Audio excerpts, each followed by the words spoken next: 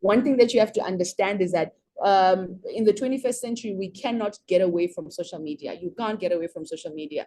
People are actually addicted to social media right now. So I suppose in the midst of the addiction, from a business front and also from a front of you being in the marketplace and operating and being impactful in that space, it is important for you to build a personal brand and to ensure that you're very intentional with what you are posting out there and the image as well that you're putting out there on social media.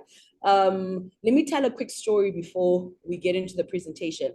So we were going for a particular fellowship, and there's this friend of mine who tells a story about how they tweeted, they posted out a tweet on Twitter, and they got into so much trouble because of that particular. They got into so much trouble because of that particular tweet that by the time that they got to America, their tweet had actually been flagged, right? Their tweet had actually been flagged, and they almost got sent back to Zim because of that when we were on an exchange program. Now that shows you that actually, I'm not sure if they posted it on Twitter or they posted it on WhatsApp, but it goes to show you how impactful social media is, right? And how important it is for you to start thinking about how you use social media in the future. Because when a person Googles you, for instance, in the next 5-10 years, right? If a person Googles you and then you happen to be one of those people who ends up becoming a very influential person in the world,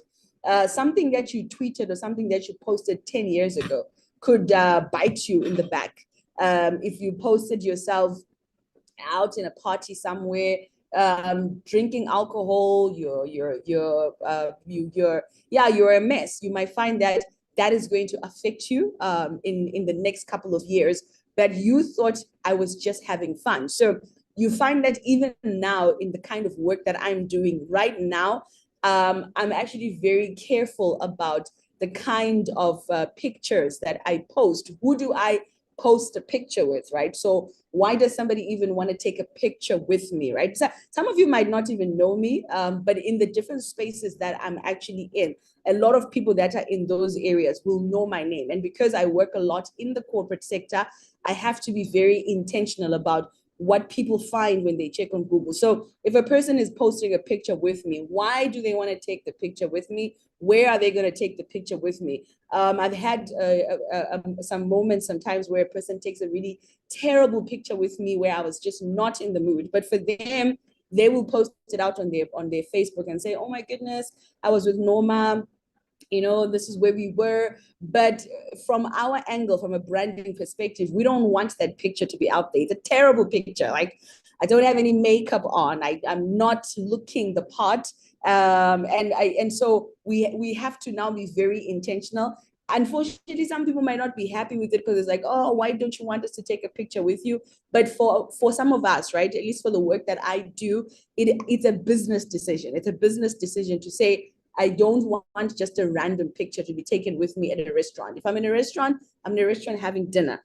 If I bump into you at an airport, I'm flying somewhere, right? I'm doing something. I'm out there doing something else. But if you post a really terrible picture with me, and another thing as well, the person that is posting that image to be with me, sometimes you also have to just think about the aspect of who are they? What are they going to post, right? Who are they? What are they going to post tomorrow, right? So let me get into the presentation. I'm going to run through it. If I'm not wrong, I think they're going to give you this presentation. So I think some of the stuff you guys are going to be able to read. You're going to be able to read through it. So I'm literally just going to be rushing through. So we're going to talk about quickly how misinformation spreads on social media, tips and tools for recognizing and verifying information, fact-checking in organizations, and also the role of social media and regulators in mitigating misinformation. Next slide.